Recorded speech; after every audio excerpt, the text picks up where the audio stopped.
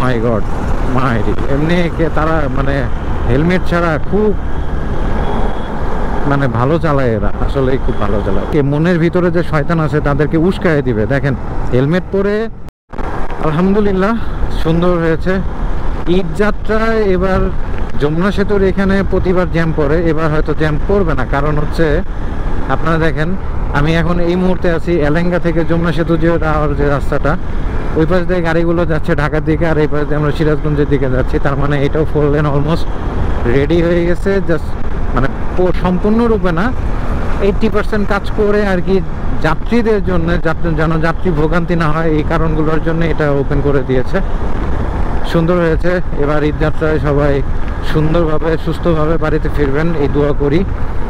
আর যারা অবশ্যই যেহেতু রোজার ঈদ, অবশ্যই রোজা করেই ম্যাক্সিমাম লোকজন রওনা দিবেন হচ্ছে বাড়ির উদ্দেশ্যে। তাদের উদ্দেশ্যে একটা কথা বলি, দিনে পারলে অর্থাৎ 12টা থেকে পিক আওয়ার যেটা আর কি, 11টা থেকে আপনার বিকাল 5টা পর্যন্ত মানে রাইডিংটা প্রত্যাহার করুন। কারণ হচ্ছে এই সময়ে সূর্যের তাপটা প্রচণ্ড পরিমাণে থাকে, এবং রোজা থাকলে যেহেতু আমাদের ইসলামিক শরীয়ত মোতাবেক কোনো কিছু মানে করা যায় না, আহার করা যায় না, সো ডিহাইড্রেশন হওয়ার একটা পসিবিলিটি থাকে।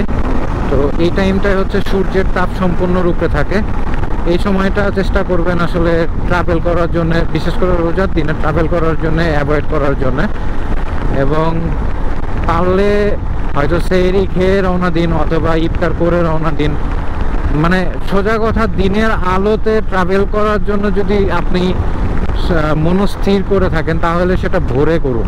মানে সকাল হইতে আপনি মোটামুটি একটু ভালো একটা রান করে ফেলেন, 100+ কিলোমিটার। সকালে আলো ফুটলে মোটামুটি একটু ঠান্ডা আবহাওয়া থাকে, ওই সময় আপনি আপনার গন্তব্যে পৌঁছে যাবেন। আর একটা বিষয় খেয়াল রাখবেন, অবশ্যই গন্তব্যগুলোকে ছোট আকারে ভাগ করে নেবেন। যেমন সে কথা আপনার ডেস্টিনেশন 200 কিলো, আপনি আগে হয়তো এক টানেই চলে গেছেন অথবা 2টা ব্রেক দিয়েছেন। রোজার থাকলে অবশ্যই সেটাকে চাবেন যে 4টা ব্রেক কিংবা 5টা 6টা ব্রেকে ভাগ করে নেওয়ার জন্য। এতে আপনার উপরে প্রেশার কম পড়বে, এবং যখন দাঁড়াবেন ব্রেক দেওয়ার সময় অবশ্যই ছায়া যেখানে আছে ওই জায়গাগুলোতে দাঁড়াবেন। যেমন হোটেলের চুলা যেখানে থাকে ওইখানে কখনোই দাঁড়াবেন না, কারণ হোটেলের চুলা থেকে একটা ভালো পরিমাণে আপনার তাপ